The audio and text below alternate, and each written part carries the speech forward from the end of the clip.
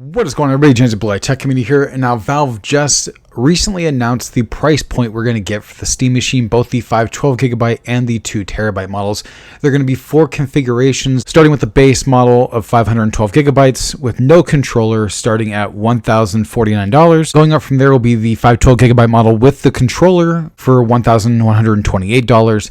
The next step up there will be the 2TB model that does not come with a controller for $1,349.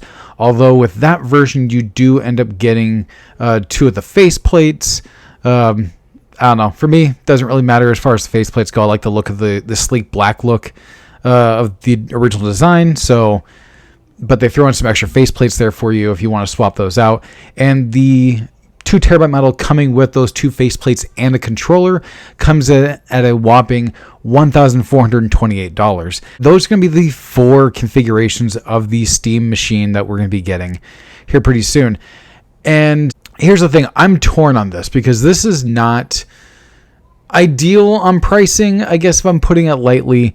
This is very much so what's to be expected, but I feel, for me personally, I feel in the case of the 512GB model without the controller, $1,049 is asking a bit much. And I get it, don't get me wrong. There's, with everything going on with RAM and memory prices going on and things like that, though, this is the price point we ended up getting. And if you look at this, if you look at the Steam Machine as just being a console, not like pretty much similar to the PlayStation 5 and the Xbox Series X and S and the Switch and things like that, if you're looking at straight up from a console perspective, yeah, this is not cheap. This is definitely an expensive console. But I'm looking at this as it's a console PC hybrid. For this price point, starting at just a little over $1,000, it's not bad. It's not ideal. It's not what I was hoping for, anywhere between, realistically speaking, I was thinking it was going to be $800 to $900, maybe even just maybe $950 max. But I mean, if you're looking at it from the perspective that is not just a gaming console where you're locked into that ecosystem, because on this you basically get the PC side of things, and you can load things onto this like Windows. If you want to actually load the Windows operating system onto this, you have a little bit more freedom as opposed to Sony, Microsoft, or Nintendo, where you're kind of locked into what they will allow you to do without having to jailbreak or doing that kind of stuff. Where with this, you could basically, like in the case of my Steam Deck, I basically got this Steam Deck here. I love this thing. It's great. I got the 64GB LCD model, which is what this one is. 64 gigabytes, definitely way less than 512 gigabytes. Could barely store anything on this at all, though. But what I ended up doing at the time, I basically put a micro SD card in here and then waited and saved up and got myself an NVMe SSD that I upgraded this to, and upgraded this to a 1TB Steam Deck, which is great. I love it. It's a great machine.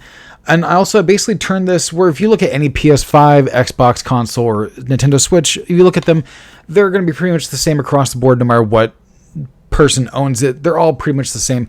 I've turned this from being a Steam Deck into my Steam Deck. I've been able to sideload things onto this. I could do Xbox Game Pass on it.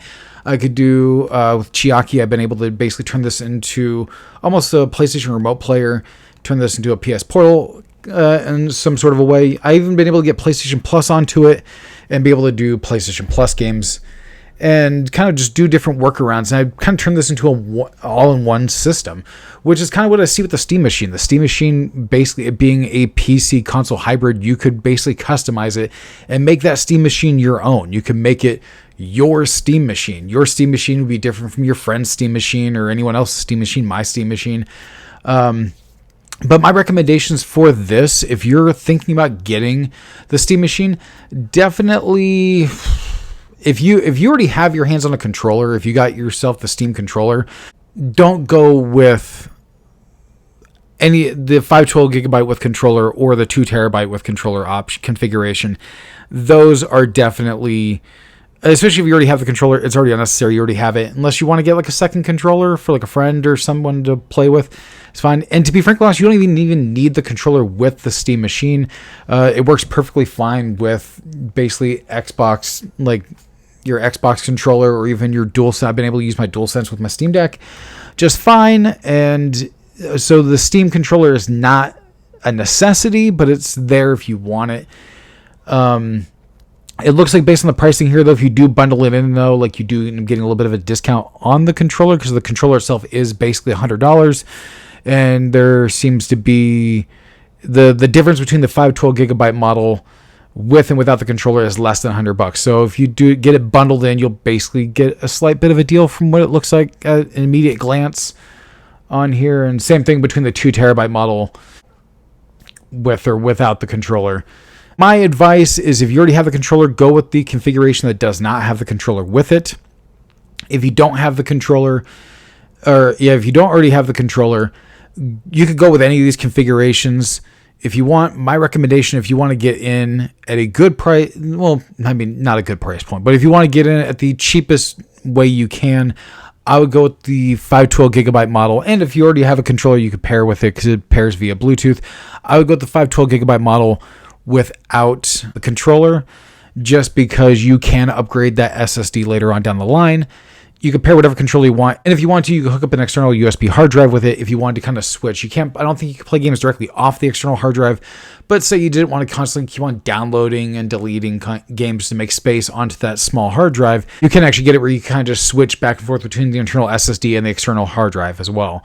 So that's kind of my take on it. I don't think these prices are the best. They're not ideal, because I think when the Steam Machine was first announced, almost better part of a year ago, I think like 8 months ago, people were kind of thinking it would be around like the $500-$600 price point. Now it's definitely obviously double, and in the case of the 2 terabyte model, triple that. But when you look at this from being more than just a console and is a PC console hybrid, it definitely is, I think, not the worst option out there.